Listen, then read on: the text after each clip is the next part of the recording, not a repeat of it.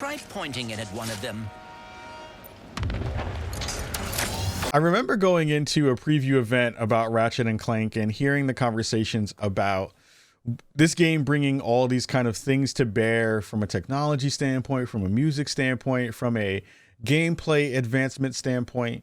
And I will have to say that without a shadow of a doubt, Ratchet and Clank Rift Apart is a AAA platformer shooter from a fantastic team in Insomniac that is a 10 out of 10 game. It is fantastic. It is beautiful. It is stunning. It is also innovative in the way that it's trying to do things from a control standpoint. And it's also just really fun. It's a nice game to run through so that you can have this fantastic palate cleanser where you can get through a whole full game in less than 20 to 30 hours while also feeling like you had really fun time and accomplished a bunch of going through collectibles and going through seeing all these different enemy types and seeing all these kind of hidden gems within the world. I really had a brilliant time with it. It felt like such a fun blast of an adventure, going back into it with Ratchet and Clank and then bringing along new friends like Rivet and a lot of the other characters that we wind up seeing throughout the game. Let's go for a ride. Yeah. Wait, I have to find my friend. You know, one of the cool parts about all of this was, again, you kind of don't know what the expectations are from a game like this until you really get a chance to see it running. Like, I think a lot of the stuff that we got a chance to see out in the world from preview events and all those kinds of bits don't give this game justice in terms of actually sitting down in front of your TV and playing through it. It is fast. It is fantastic. It is challenging. It is a visual delight in a way that, again, I just don't think a lot of folks understand until they get a chance to play this game of how gorgeous this thing is. Your screen is full of stuff all the time, whether it be bolts or other things that you wind up seeing on the ground. Animations from characters are just so nuanced and fun, of like getting a chance to shoot an enemy and then seeing that enemy react in real time to the gun that they were shot with, and have these really over the top cartoonish animations that go along with it. Just really add this layer of style and flair to a game that, again, is the telltale mark of games that Insomniac makes. They just put that extra layer of polish on everything that they do in a way that feels so cared for and so curated, and makes me know that they really care about not only the characters and the lineage of the games that they make, but they really want to surprise and delight fans in a way that is just so brilliant and cool to see happen in the space. Things that you are already kind of understanding when you go into a Ratchet and Clank game is that guns and weapons are going to be wacky and interesting.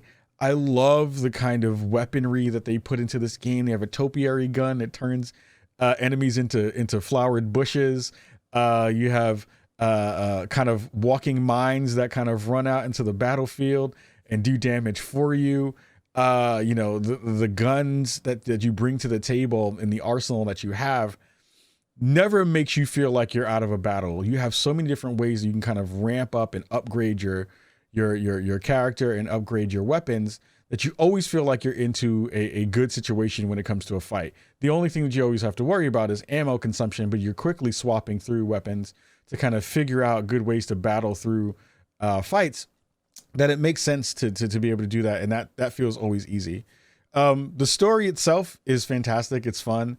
Again, it's this conversation of these two Lombaxes trying to figure out how to, kind of figure out, where they kind of lay within the overall universe. To see the interplay between the two, between Ratchet and Rivet, was always super cute.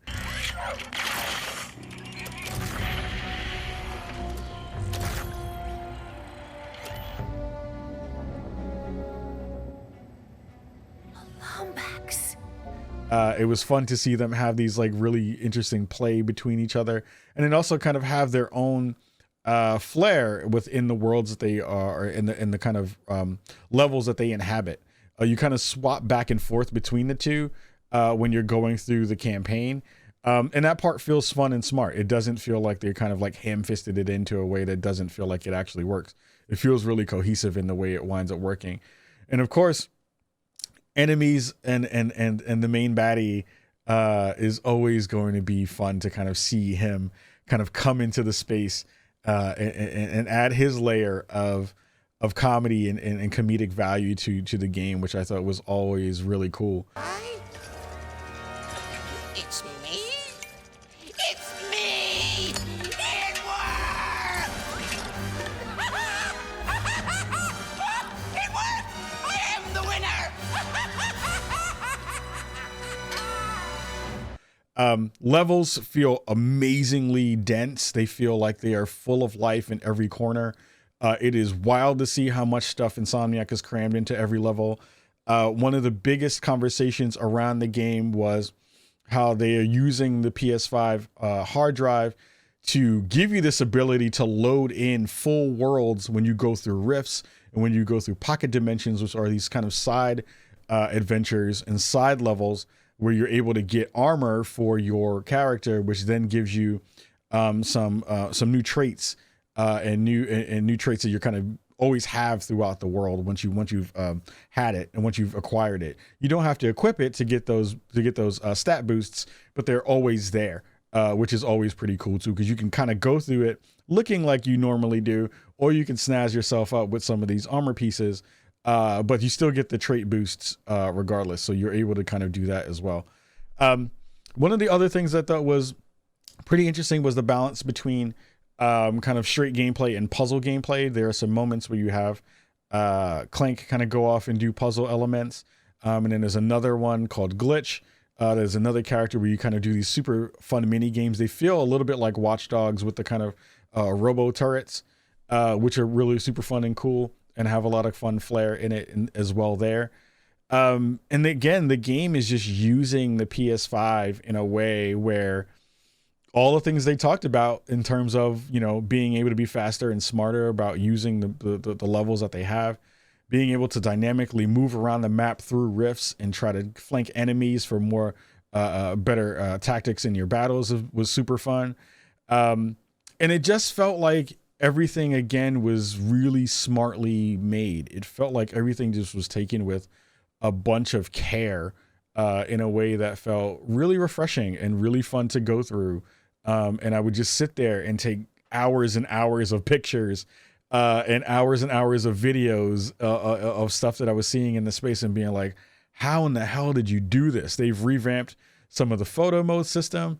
Now you can play the game in a kind of hybrid 4K ray tracing 60 frames per second performance RT mode, which I wish I had played through the game initially in that mode, because it is the kind of nicest mix of fidelity and frames per second, but unfortunately it wasn't available during the time that I reviewed the game. It is now going to be available when you get it day one in a patch, but it adds another layer too that just makes this game even more stunning in the way that everything kind of runs around and is beautiful and all the time, which is super cool, which I loved. The biggest thing, and it's a good thing, and maybe the small knock on the game would be, again, the conversation when it comes to PS5 games in this next generation is going to be, what is the DualSense component to a lot of this? And the DualSense stuff, one of the things they talked about is kind of having two modes of shooting when you have your weapon. One is when you pull the trigger down halfway, and then the other when you pull the trigger down all the way. And the one small disappointment was that it didn't feel like a lot of the weapons really took a big advantage of the differences in the trigger pulls. There are a couple where, you know, the kind of main burst weapon that you have, you know, you shoot it once and you tap it and you have a kind of more single shot, and then you can kind of auto fire it if you just hold the trigger down. Some of the other weapons, like the shotgun, felt like a really interesting use of it, where, you know, you tap it once, you get one blast, you hold it down, you shoot both barrels of your shotgun. But it didn't feel like a lot of the weapons really used that in a way that felt useful. It just felt like it made more sense to just hold the trigger down all the way while you shoot, to kind of, you know, dispatch of the baddies in the space. I wish that there was more layers to that in a certain way, where you were kind of getting more and kind of different gameplay in that space. But I think that the overall feel of the game lends to so many things being on screen and so many enemies being around where you're kind of always having your head in a swivel, that holding down the trigger just feels like it just makes more sense in most ways that you kind of play that game. But it never felt challenging enough, at least on the default level, where I ever felt like I was really in trouble to be able to have to worry about any of that kind of stuff anyway. I was able to kind of stop and pause, pick a weapon that I felt was going to be really useful in that moment, and then kind of, you know, kill enemies as I needed to. It's a really interesting time for the beginning of this console, and I want people to remember that like this still is the beginning of this console, where a lot of companies are still figuring out what this interaction is going to wind up being for the player. Of course, sounds and visuals coming through the control, not visuals coming through the controller, but sounds coming through the controller sound crisp. It sounds like you're shooting weapons that have this otherworldly thing that's happening with them, and that feels good in terms of, you know, the way you're getting that feedback. And it always felt like the controller was not holding me back in terms of the way I was tackling fights when it came to the battles that we wind up seeing in that game. Ratchet and Clank Rift Apart is brilliant. It is a system seller. It is a thing that if you are thinking about, again, this conversation around like, should I buy a PS5 if I can get one? And what games would I play? Ratchet and Clank right now and Returnal, I think, are at the top of the list when it comes to games like this. It is a fantastic game. It is a brilliant reimagining of what Ratchet and Clank can be for the next generation.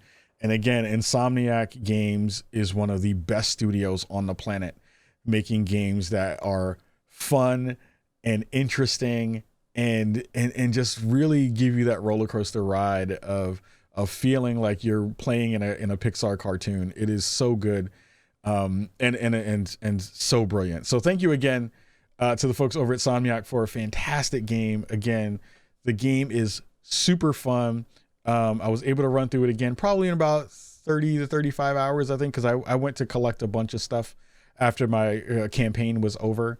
And I think it's a game that you must play. I think it's a game that you must own at this point if you have a PS5. So again, thank you to Sony for providing a review copy for the game.